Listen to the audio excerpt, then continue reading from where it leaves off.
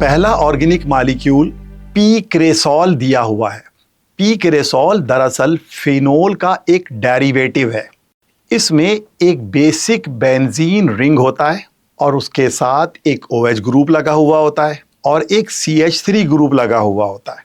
तो आइए इसका स्ट्रक्चर ड्रॉ करने के लिए सबसे पहले हम बेंजीन रिंग बनाते हैं और इस हेक्सागोन में एक सर्किल इनसाइड बनाकर इसका एरोमेटिक सिस्टम मेंटेन करते हैं। अब पोजीशन 1 पे OH ग्रुप लगा देते हैं, ये फिनोल बन गया। एंड देन अब हमें CH3 ग्रुप लगाना है, मगर कहाँ भाई? पैरा पोजीशन के ऊपर। पैरा पोजीशन कौन सी होती है? पोजीशन 4 को पैरा कहते हैं। एक्चुअली OH के बाद जो नेक्स्ट कार्बन है वो ऑर्थो पोजीशन होती है, उसके बाद मेटा और उसके बाद फिर पैरा पोजीशन होती है। हमें according to the requirement CH3 group para position पर लगाना है। तो ये बन गया पी क्रेसॉल, जिसको हम 4 मिथाइल फिनोल भी पढ़ सकते हैं। नेक्स्ट ऑर्गेनिक मॉलिक्यूल आप देख रहे हैं, यह है पिक्रिक एसिड। पिक्रिक एसिड भी फिनोल का एक डेरिवेटिव है, जिसमें एक बेसिक बेंजीन रिंग होता है, इसके साथ एक OH ग्रुप अटैच होता है और NO2 ग्रुप लगे होते हैं, वो भी 3। इसके लिए हम सबसे पहले एक बेंजीन का हेक्सागोन बनाते हैं, इसमें एक इनसाइड सर्किल ड्रॉ करते हैं ताकि ये एरोमेटिक हो जाए।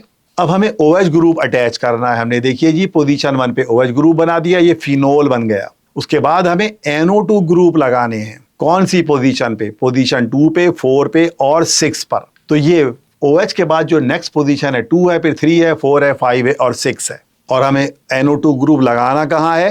पोजीशन 2 पे एंड देन 4 पे और पोजीशन 6 पर। इसका हम एक नाम ये भी पढ़ सकते हैं कि 2,4,6 ट्राई नाइट्रोफिनोल या picric acid. Next organic molecule valeric acid है। एक्चुअली ये कॉमन नेम है पेंटानोइक एसिड का, यानी इसकी कार्बन की चेन में 5 कार्बन होते हैं और एक COOH ग्रुप लगा होता है। तो स्ट्रक्चर ड्रॉ करने के लिए हम सबसे पहले 5 कार्बन एक लाइन में लिख देंगे और उनकी नंबरिंग शो कर देंगे। फिर इन कार्बन एटमों को सिंगल बॉन्ड के जरिए एक दूसरे से अटैच कर देंगे, यानी कि 5 कार्बन की चेन बना देंगे। फिर पोजीशन 1 पे हम लिख रहे हैं कार्बोक्सिलिक एसिड ग्रुप। अब बाकी कार्बन एटम्स की वैलेंसीज को सेटिस्फाई करने के लिए हम इसे हाइड्रोजन से फिल करेंगे। पोजीशन 2 के कार्बन पे 2 हाइड्रोजन आएंगे, पोजीशन 3 कार्बन पे 2 हाइड्रोजन आएंगे, पोजीशन 4 के कार्बन पर भी 2 हाइड्रोजन आएंगे, जबकि पोजीशन 5 के कार्बन पे 3 हाइड्रोजन आएंगे। तो ये हमने बना दिया वैलेरिक एसिड या पेंटानोइक एसिड का स्ट्रक्चर। नेक्स्ट मॉलिक्यूल है 2-ब्रोमो-3 मिथाइल ब्यूटेनल और ये एक IUPAC नेम है, जिसमें ब्यूटेनल का मतलब है 4 कार्बन एटम्स और उनके साथ एक एल्डिहाइडिक ग्रुप। तो स्ट्रक्चर ड्रॉ करेंगे इस तरह से कि पहले एक स्ट्रेट चेन की शक्ल में 4 कार्बन एटम्स लिख देंगे और उनके दरमियान सिंगल बॉन्ड बनाकर चेन मुकम्मल करेंगे। फिर पोजीशन 1 पर हम C डबल बॉन्ड O और सिंगल बॉन्ड H लगा देंगे, यानी कि एल्डिहाइडिक ग्रुप। देखें ये पोजीशन 2 है, ये 3 है और 4 है। पोजीशन 2 पे एक ब्रोमो ग्रुप अटैच कर रहे हैं, इसकी रिक्वायरमेंट है। और पोजीशन 3 पे हमने मिथाइल ग्रुप लगा दिया।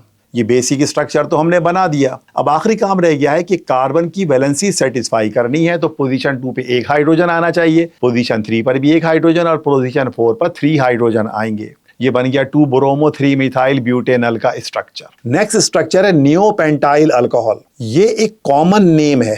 कॉमन नेम से जब स्ट्रक्चर बनाते हैं तो सबसे पहले फंक्शनल ग्रुप को ड्रॉ करते हैं। तो देखिए फंक्शनल ग्रुप अल्कोहल है, मैंने OH बना दिया। उसके बाद अब हम कार्बन की चेन लिखेंगे जो कि पेंटाइल है। पेंटाइल का मतलब है 5 कार्बन एटम्स, लेकिन हम 3 कार्बन एटम्स लिखेंगे क्योंकि यहाँ नियो दिया हुआ है और नियो का मतलब है 2 ब्रांचेस निकालनी है और ये 2 ब्रांचेस हमें सेकंड लास्ट कार्बन पर निकालनी होती हैं। तो ये देखिए सेकंड लास्ट कार्बन पे हमने 2 ब्रांचेस निकाल दी हैं। अब आखिरी काम है कार्बन की वैलेंसीज हाइड्रोजन से सेटिस्फाई करना। यहाँ 2 हाइड्रोजन आ जाएंगे, इधर 3 हाइड्रोजन लग जाएंगे, इधर भी 3 हाइड्रोजन अटैच किए जाएंगे और यहाँ भी 3 हाइड्रोजन लगाए जाएंगे। ये स्ट्रक्चर हमने बना लिया है नियोपेंटाइल अल्कोहल का। लास्ट मॉलिक्यूल है डाई आइसोप्रोपाइल ईथर। देखें भाई ये भी एक कॉमन नेम है और कॉमन नेम का स्टार्ट कहाँ से होता है? फंक्शनल ग्रुप से। और उसमें फंक्शनल ग्रुप क्या है? ईथर।